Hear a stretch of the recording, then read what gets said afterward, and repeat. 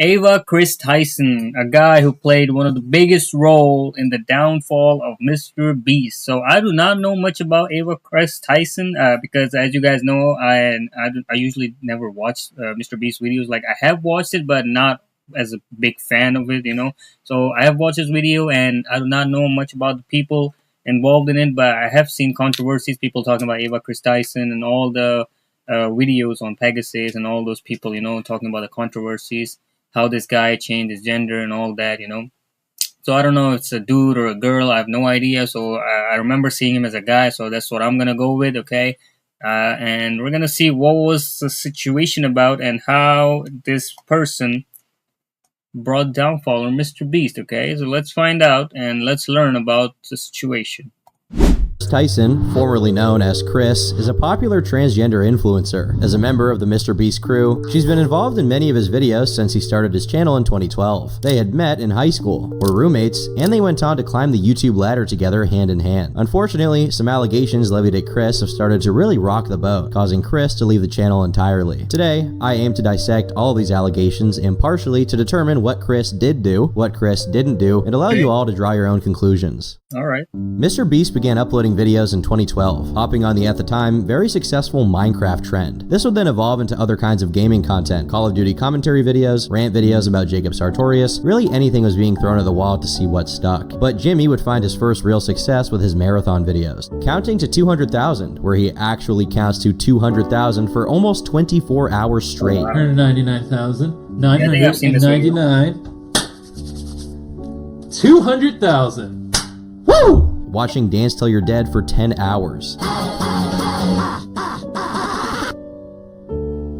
We finished. Oh. Alright, well, I just sat here for 10 hours. I gotta poop. Jimmy would take on any absurd challenge that he thought could get him views. He also began incorporating his friends into his content more. And there was Chris right from the beginning. As his videos increased in budget and production value, Jimmy continued to bring his friends with him. For a long time, Chris represented the quintessential gun and truck loving guy, an all-American icon. But this image began to change as Chris's feelings about gender also did. Chris's appearance began to change to be much more feminine with painted nails and longer hair. It was clear he was experiencing some questions about his identity, which would finally be confirmed in April of 2023 when he announced he was using hormone replacement therapy. Well, that's not too far. That's recent, last year. So from like so many years, it was all good, bro. It was like the America, you know, that kind of guy.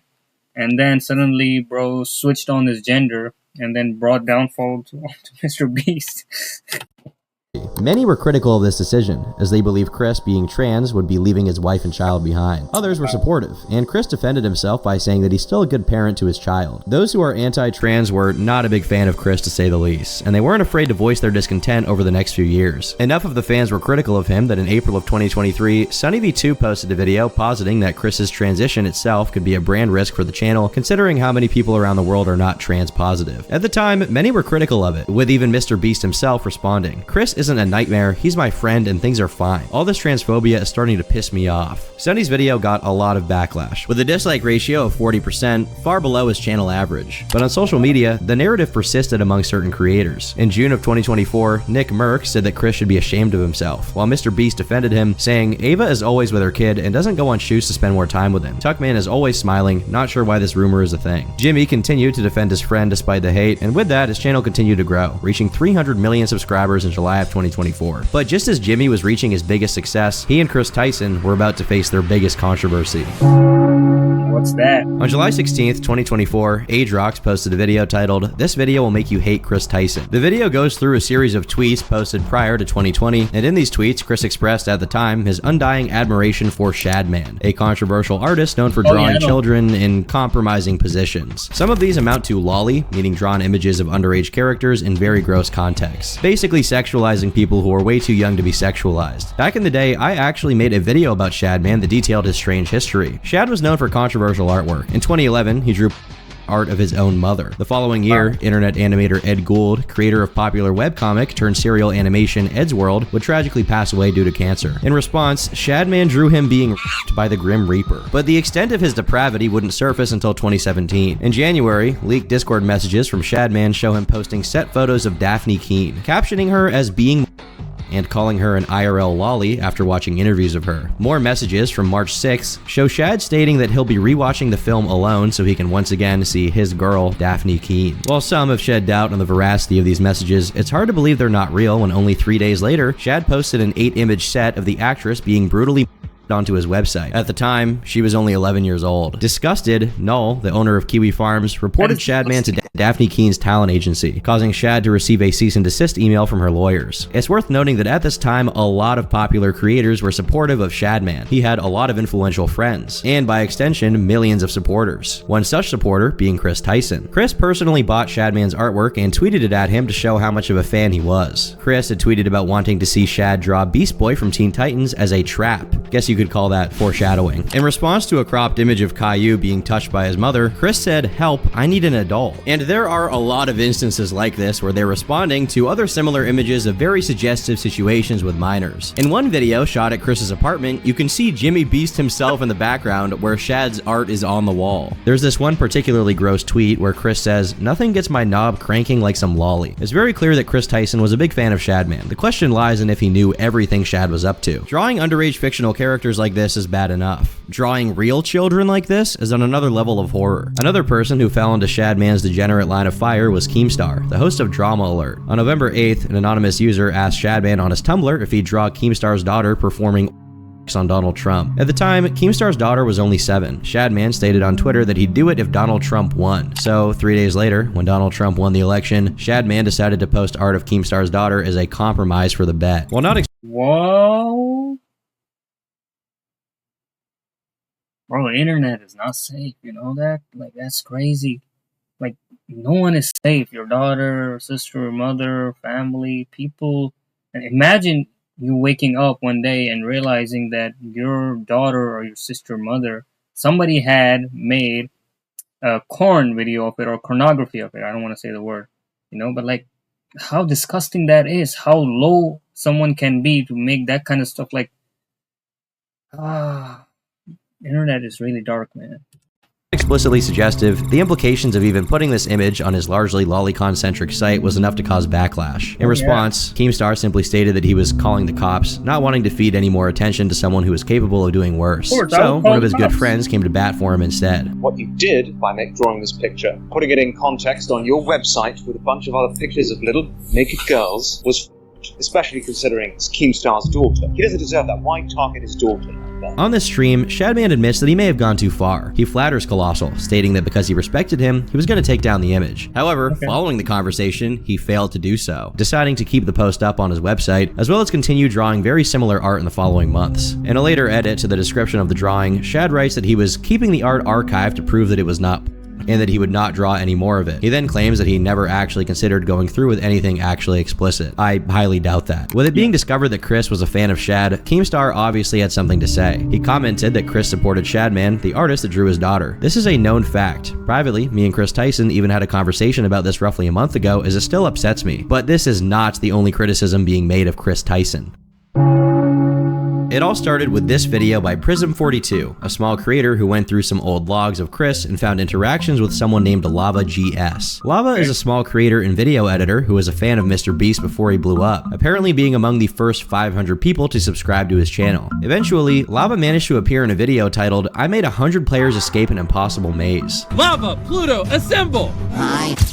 Prior to this, he won a MrBeast giveaway and was sent a CSGO knife signed by him. And amidst the many interactions he had with MrBeast and the crew, Chris reached out to him, and they started communicating online. Prism showed Chris offering Lava a position as a stream moderator and calling him Dad, juxtaposing it with the fact that Chris was 20 and Lava was 14. Eventually, Chris sent him a snap that says, "Coming for America," along with Lava saying that he is a different man off camera. You might think that, oh man, this must be some weird 4th of July joke. Nope, it's not 4th of July. You can clearly see the date right there. This guy would have been like 15 at this point, and why are you sending a 15-year-old a message saying "coming for America"? Why are you DMing a 15-year-old anyways on Snapchat? Why are you doing that? Some of their interactions were perfectly normal, such as playing Uno together and generally talking to each other, while others were not so normal by today's standards. For example, Lava joked about Chris having a addiction, which to some implies that Chris, as an adult, had talked about having a habit with a 14-year-old boy. Another unwholesome bit of interaction was when Chris advertised their Patreon account by promising to release nudes if a certain goal was reached. This is clearly a joke since no nudes were ever released, but Lava responded by saying he was going to be the first patron and calling him Big Boy. The two exchanged a few more replies until Chris said, "I shared some fire nudes for you. Please no share." As questionable as joking about this kind of stuff is in and of itself, when an actual kid is interacting with you, it goes a step further, and it's definitely not the wisest move to get them in on the joke. In another exchange, Chris shared an image of tabs on his computer, highlighting a tab that said dank memes. That's how you know how dated this stuff is. Goddamn. 15-year-old Lava remarked, "This is a bad way to hide your..."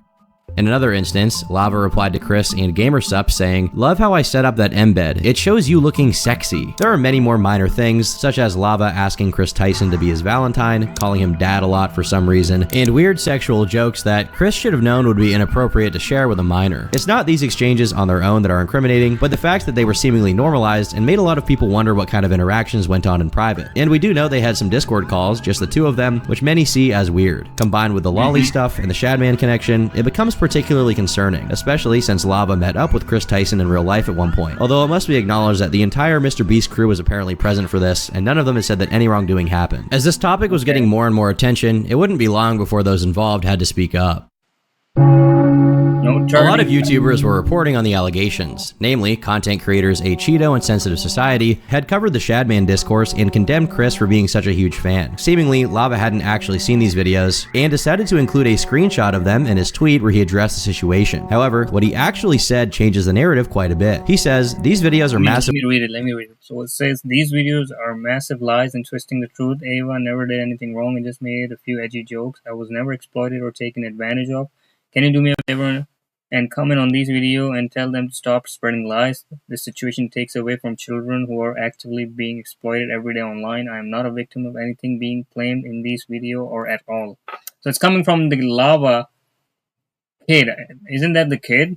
So he's the one saying, of lies and twisting the truth. Ava never did anything wrong and just made a few edgy jokes. I was never exploited or taken advantage of. Can you do me a favor and comment on these videos and tell them to stop spreading lies? The situation takes away from children who are actively being exploited every day online. I am not a victim of anything being claimed in these videos at all. Regardless of how this potentially exonerated Chris, since Lava himself claimed no exploitation happened, this was far from over. First off, Sensitive Society responded by pointing out that he himself had never talked about the Lava situation, mainly focusing on the other aspects of Chris's questionable online activity and associations. But of course, it's also worth noting that grooming victims often don't even know that unfortunately victims of abuse are often nervous to acknowledge what happened to them was wrong because the PDF in Kansas was doing 10 years now in 2022. As we were talking to him, his victim, now an adult, came out of the trailer and screamed at us saying he did nothing wrong. I suspect a similar situation with Lava and the abomination that is Chris Tyson. So I mean, yeah, of course, kids, they don't understand what's going on. Might be, they're seeing a different perspective, but once they mature or realize, they think something else, or they realize what was being happening to them. That they were groomed and take a long time to realize it, some even justifying what happened to them, which cast a bit of doubt on Lava's defense of Chris. There were a few other factors that led to many people questioning the narrative, one being the very strange course of action that Prism took to get this information out there. Specifically, when he got frustrated that his investigation wasn't getting covered, he tried getting EDP445 and Chris Chan, two degenerates in their own right, to talk about Chris Tyson. This isn't a police investigation, obviously, but the way this kind of process gets handled matters if you want it to be credible, and associating it with two people who are not respected or taken seriously by anyone is certainly one of the stupidest things you can do. In addition, Prism said, "Mike Clum's documentary put me in a position where I had to release the information, despite the fact I knew Chris Tyson would delete everything once he found out. Chris found out because Lava GS is still in contact with him. It's too late for him. Not only do we have screen recordings, but there exists archive web pages as well. I'm still not done investigating him, as well as getting out the information. We'll just have to see how this unfolds." If you didn't catch that, he's basically admitting to rushing the release of this information and doing a half-assed job of it. This worsens when you take into account that he actively complained about Adrock stealing his video, when if his genuine objective was simply to expose Chris as a predator, he shouldn't have any issue with other people also covering the same topic. He sort of walked back on this and said it was good more people were hearing about this, but still, this detracted from the impact of the expose. Another factor for people still frustrated with him is that, in his video, he said that there was much more to the situation that people didn't know, but failed to include it. To suggest someone is a groomer isn't something you can really do by leaving out those loose ends and making open-ended allusions to incriminating evidence you aren't showing for reasons. Put it in the fucking video then. Like, it's so frustrating that you've just done a 40-minute video and then it's like, there's a lot more you don't know. Why wasn't that in the fucking video, bro? Like, dude, why haven't you put the interview out? It's been over a month. Prism also went out of his way to criticize other YouTubers for not covering the situation when he contacted them. And then now he all of a sudden think, suddenly makes the video as soon as it blows up. Yeah, to give a more concise timeline, basically, Cheeto knew about it and he just didn't care. All right? Yeah. There are a lot of issues with this. First off, YouTubers aren't obligated to report on every allegation or degenerate you bring to them, which is especially relevant when the evidence isn't 100% conclusive. You're basically expecting them to take the risk of suffering potentially career-ending backlash for falsely accusing someone of being a predator. Secondly, pairing this complaint about Cheeto's coverage with the accusation that Adrox stole his video really makes it seem like Prism is just mad for not getting enough credit, which again detracts from the expose. Getting more into the allegations, Prism claims to have interviewed Lava GS about this, where it was revealed that Chris had actually gotten Lava his job as a video editor. When asked if Chris knew the age of Lava at the time those comments were made, Prism insisted that Chris did know, but didn't have a great answer when asked for proof. In terms of like what he told Chris Tyson, I think we would have to look through the evidence, but I think there could be something like that there. Sure. I can't remember from the top of my head. It's somewhat reasonable to assume that even if Chris didn't know initially, there's no way Lava's age continued to be unknown after they talked for a very long time and even worked together. But if you're going to come out and make an accusation, you have to have something more than reasonable assumptions to base it on. Additionally, the chain of evidence, if we can call it that, was somewhat tainted. The interview Prism conducted with Lava GS, where some of the information came from, was done under the false pretense of a job interview. Basically, Prism offered Lava a job as a video editor, and that's how we got him talking about Chris. Additionally, during the interview, Lava once again claimed that Chris never committed any wrongdoing against him, so it seems like the presentation was disingenuous from the start. But no matter how much Prism's mishandling negatively affected the information getting out, it's important to note that none of this fully discredits that Chris is a weirdo. Mudahar of Some Ordinary Gamers eventually reached out to Lava to get the full story. One of the more important parts of the allegations was addressed, when Lava and Chris met in real life. My family goes to North Carolina every year for vacation.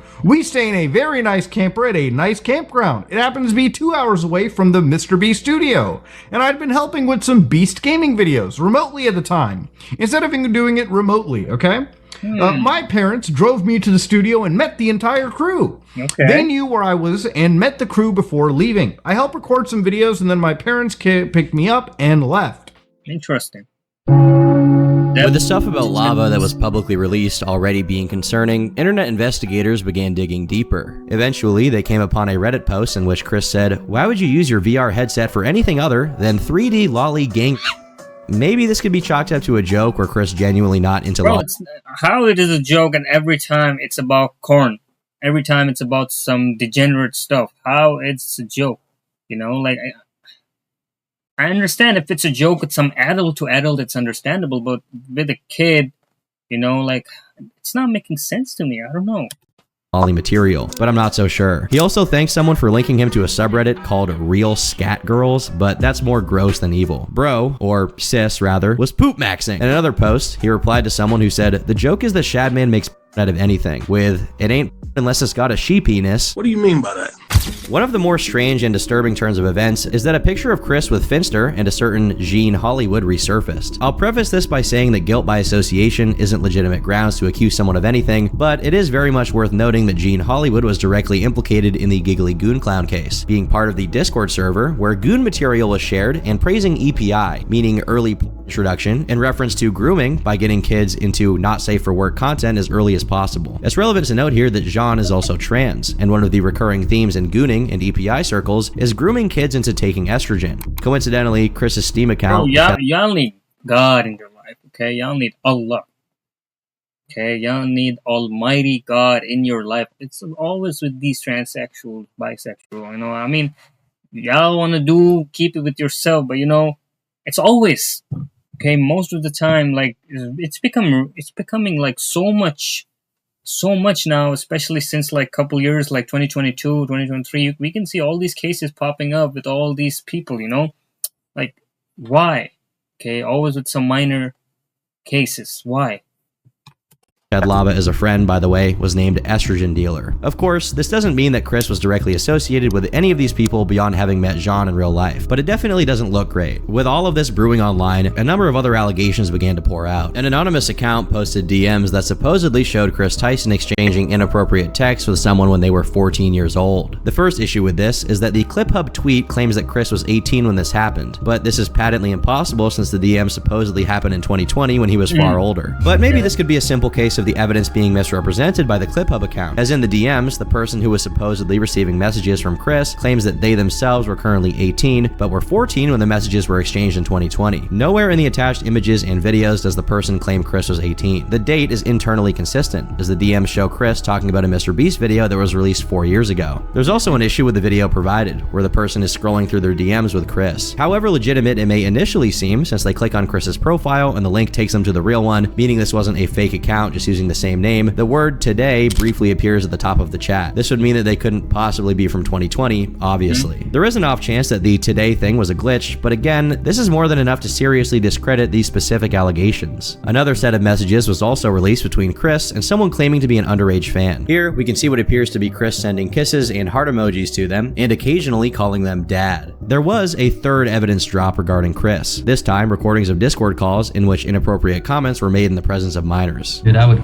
inside of that egg and then watch her eat it and then watch her have sex with another man while she comments about how my genitalia can never satisfy her. It also definitely looks bad that Chris apparently deleted their entire Snapchat account once people started posting these things, but people still had many questions about the context of this recording and the prior messages. It's important to note all of this stuff took place shortly after one of the biggest streamers, DrDisrespect, was exposed for allegedly if y'all have not watched the DrDisrespect return, it should pop up in the end of the video or in link in description. Definitely check out. Most of you guys should know DrDisrespect is back. Okay, we covered that as well. It's a pretty interesting video. Definitely check out. Making plans to meet up with a minor over the now defunct Twitch Whisper app. This is why he was banned on Twitch back in 2020, which only came to light recently. In response, Doc said, "Were there messages with an individual minor back in 2017? The answer is yes. Were there real intentions behind those messages? The answer is absolutely not. These were casual, mutual conversations that sometimes leaned too much in the direction of being inappropriate, but nothing more. Nothing illegal happened, no pictures were shared, no crimes were committed, I never even met the individual." Now, we don't know what went on in those messages, but the implication here is that Doc was making some inappropriate remarks to a minor, knew he did it, and didn't want it to get out, so he just hid it. A lot of people called out Doc for this, and rightfully so. However, many believe there's been a significantly larger amount of people hand-wringing and being strangely quiet or vague about the Chris situation. For example, why did Pokimane and Valkyrae both condemn Doc, but when asked about Chris Tyson, Pokimane said, "I don't know."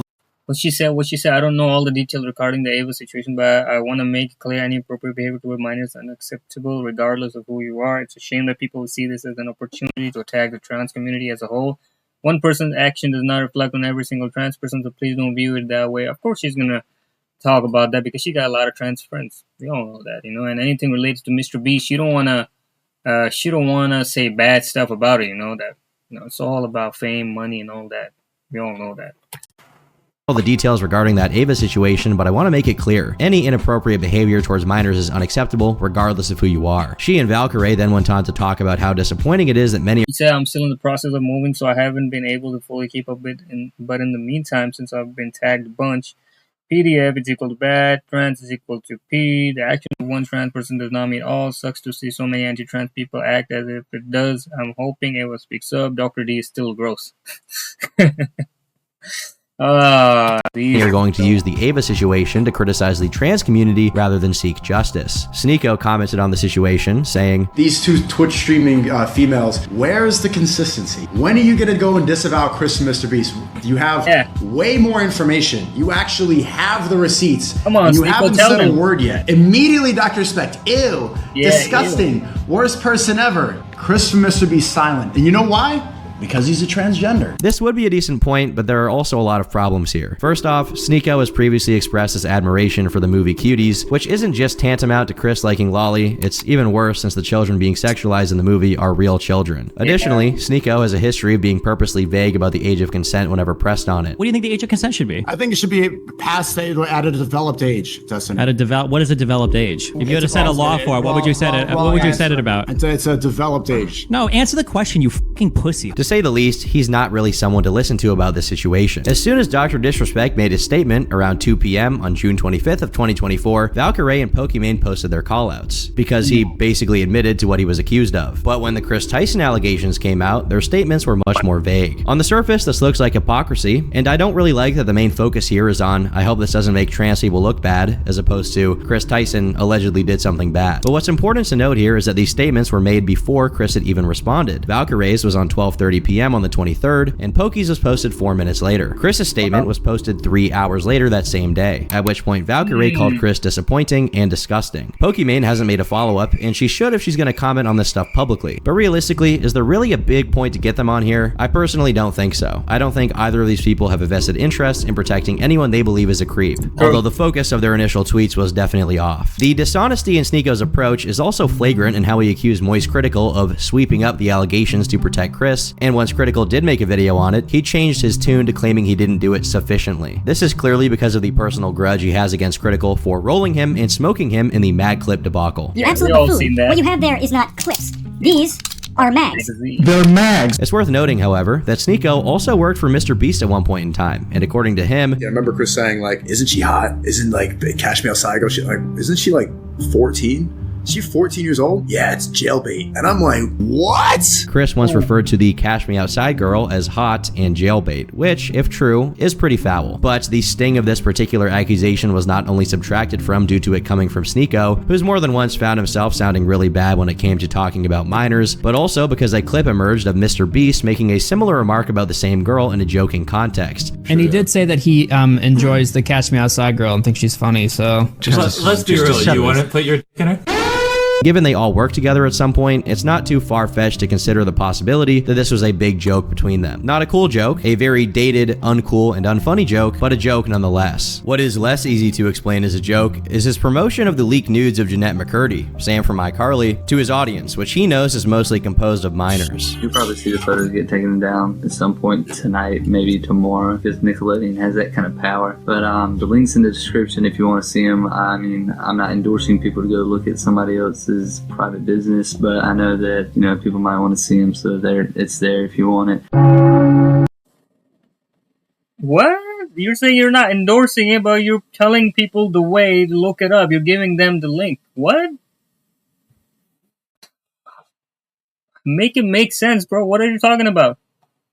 All of this commotion became so loud that a response from Chris addressing it became inevitable. Eventually, it came via Twitter, which read, "I would like to apologize for any of my past behavior or comments if I hurt or offended anyone. It was not my intent. Seeing recent events, we've mutually decided it's best that I permanently step away from all things MrBeast and social media to focus on my family and mental health. I want to add, I never groomed anyone. The person who gets brought up in these accusations, at LavaGS, has vocally supported that they are false. Having said that, I humbly apologize to anyone I have hurt with my unacceptable social media posts, past actions, and to those who may feel betrayed by how I used to act online. To lump these two factors together to create a narrative that my behavior extended beyond bad edgy jokes is disgusting and did not happen. In past years, I have learned that my old humor is not acceptable. I cannot change who I was, but I can continue to work on myself. I don't want these accusations to impact the hundreds of people who work at MrBeast, which is why I have stepped away." It's interesting that the grooming allegations are promptly denied, but none of the Shadman related stuff is even brought up, which signals that Chris doesn't even want to give that attention because of how weird it is. All there is the vague reference to bad edgy jokes, but clearly his interest in the kind of art Shadman made went beyond finding it funny. Another potential sign that Chris purposely wants this connection to be buried and never brought up is a DM Chris allegedly exchanged with a former commentary channel called Jalen, in which Chris can be seen saying they didn't know about the stuff Shadman did, which many see as a lie of the highest degree. Some people saw Chris's tweets as a sign of the tides turning, but really, the brunt of the problem was still very much undealt with. Multiple accounts can be seen coping about how this is somehow Chris being a victim of transphobia, or that the Shadman stuff didn't mean that much. On July 24th, 2024, MrBeast put out a statement. "I've become aware of the very serious allegations of Ava Tyson's behavior online, and I am disgusted and opposed to such unacceptable acts. During that time, I've been focused on hiring an independent third party to conduct a thorough investigation to ensure I have all the facts. That said, I've seen enough online and taken immediate action to remove Ava from the company, my channel, and any association with MrBeast." You'd think that Jimmy stepping in and not only addressing the situation, but announcing that he'd have a third party investigate it will put an end to this dark chapter. Ultimately, if the public debacle had ended right there, whatever findings came from the investigation would probably stay private, and that just didn't sit well with the people who wanted the full story of Chris Tyson. While LavaGS, someone closely associated with Chris and in his Discord server, threw water on the raging fire that was all of the allegations, two former mods of his server, Nathan W. and Cookie of Gods, came out to set the record straight. First, Nathan made this video about Lava's statement. "Chris Tyson from MrBeast used me, manipulated me, and did very inappropriate things with me while I was about 15 years old. I was actually friends with Lava GS at the time, who is the main victim of Chris that everyone has been talking about these last few days, who claims he isn't a victim, but we all know he is, and we all know he probably got paid off. Not only that, but he's also under an NDA from when he worked for MrBeast Gaming for 2 years, and he tried to get me to join MrBeast Gaming himself, Lava. He's the one who actually sent me the contract and tried to get me to sign the NDA, at which point I ended our friendship because I knew they were just trying to silence me. It's important to say here that, despite many of Nathan's claims being very much true, someone who worked at MrBeast Gaming claimed no contract was ever sent to anyone named Nathan. This could just mean that Nathan turned down the offer before a contract was sent, but still, for the sake of posterity, it should be mentioned. Nathan proceeds to claim that he and Lava, along with a few other minors, did a lot of unpaid work for Chris and were often subject to Chris bringing up sexual topics to them, despite knowing that they were underage. Nathan adds that this went beyond just strange conversations, as Chris actually showed them on a few occasions. From referring to people in this in-group of minors as dad or daddy, to having a bot set up that did nothing but spam. This is definitely not just irresponsibility and negligence at work. Eventually, this private Discord server that had Chris and several minors was going to go public, at which point he had to scrub it clean of anything not safe for work and racist jokes. This is something Lava GS incorrectly claimed never happened in his original tweet about it. Soon after this started getting a lot of traction, Nathan started working with Cookie of Gods, who had downloaded full logs of Chris's Discord server that confirmed everything Nathan was talking about to be real. This caused Lava to retract a portion of his statement, which I'll get into later. Nathan states that his only beef with Lava is due to him actively trying to discredit other people despite admittedly not having the best recollection of what went on in the server. Just a couple of days after MrBeast's statement, the full leaks of the Discord server were made available to the public. Despite the dump showing how the server was after Chris had it purged of stuff before the server became public, there was still a heap of evidence. The images show that, besides the regular server, Chris also had a private server, and in its chat room, he can be seen asking for the source of a GIF, presumably so he could personally consume it. Soon after, he began talking about dumping traps onto another secret chat room and talking about deleting it later to make it seem like it never happened. But the Logan Paul strategy of claiming a prolonged lapse of judgment can't work in this situation because all the way back in early 2019, the users of his server were already bringing the not safe for work issue to his attention, saying it was a problem due to the amount of kids who were in the server. Someone replied to the person who brought it up, saying that the not safe for work channels required you to be 18, but all this means is that a pop-up asks you if you're 18, which can be obviously bypassed. As a consequence of this exchange, other users began weighing in and saying that not safe for work should be relegated to edgy memes, but that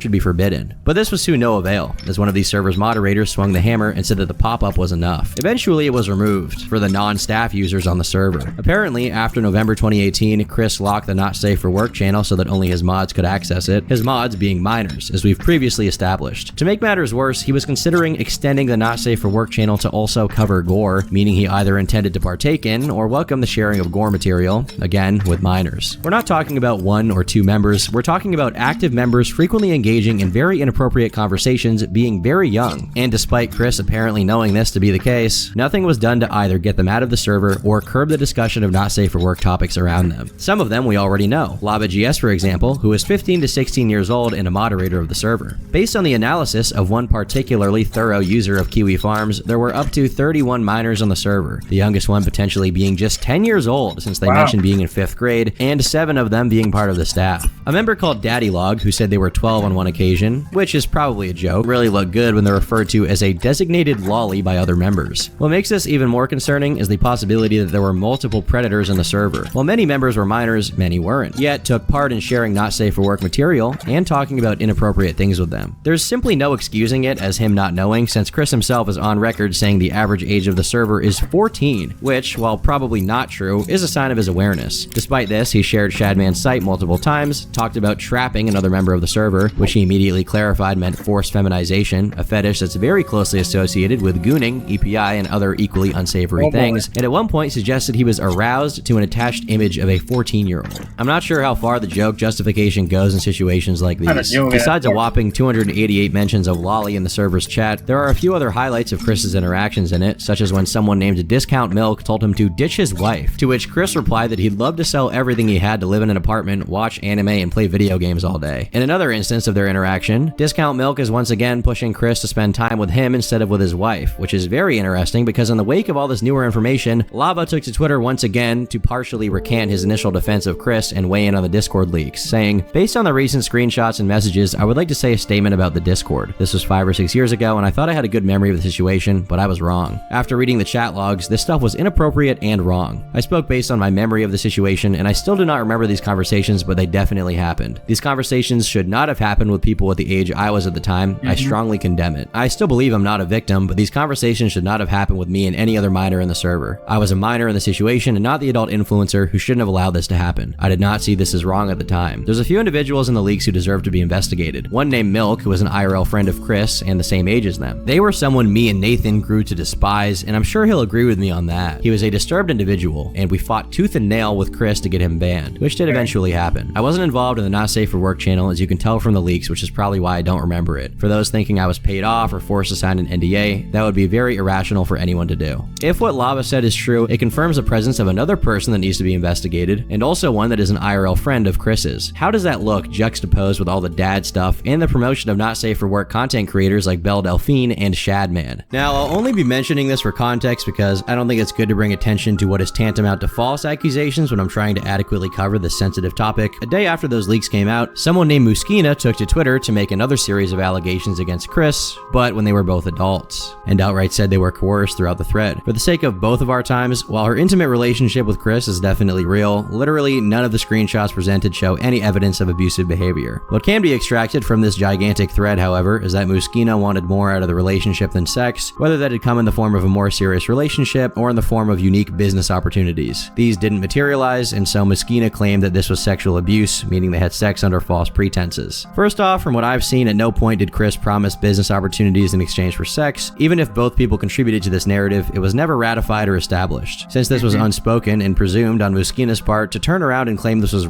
by deception, despite the fact that you're both two consenting adults, is nothing compared to the other genuine allegations revolving around Chris. If you want to claim it's bad form for Chris to have led on some random person for a while in exchange for sex, despite being a parent and part of a business that relies on public perception, go right ahead. Then again, it's not like Muskina wasn't actively trying to establish that relationship either, so to point the finger in this situation is kind of ridiculous. Regardless, what does matter in this story is that one of the tweets in the thread talks about Chris leaving for Japan for a brief period. This correlates with a set of tweets Chris made addressing the connection with Goon Clown through Jean Hollywood that I mentioned earlier. In it, while defending himself and claiming he had no idea who Gene was, he, whether on accident or on purpose, threw Finster under the bus, claiming that they were together. This information was reiterated in a DM reply to someone where Chris says the exact same thing. It's been speculated that the only reason Chris is so forthright with providing context for that picture is because he resented Finster for making him a third wheel and rejecting his advances. Make of that what you will, but given the circumstances and all of Chris's previously established tastes in the arts, it's not too far-fetched to consider the possibility he has no issue with the goon stuff those people espoused. Last but not least, at one point, MrBeast himself talked about Chris's penis in a joking way, but at this point, based on his relative inactivity on the server, it's not confirmed if he knew the ages of the other members or the extent of the discussion or activity on the server. As time went on, Chris's case became increasingly worse, and as it turns out, SunnyV2 calling that whole thing a nightmare? He was wrong, but also he couldn't have known how right he would be. The latest update to this story is that the website that originally hosted the Chris Tyson leaks was taken down. According to Nathan, this is likely because of a cease and desist. An ex-employee who posted a video accusing MrBeast of running illegal lotteries on his channel has also claimed the same, with a screenshot of the cease and desist he received. Meanwhile, MrBeast has already uploaded a new video to his YouTube channel, so it's unlikely we'll receive closure on these stories for a long time. Ivan Turkey Top. Yep.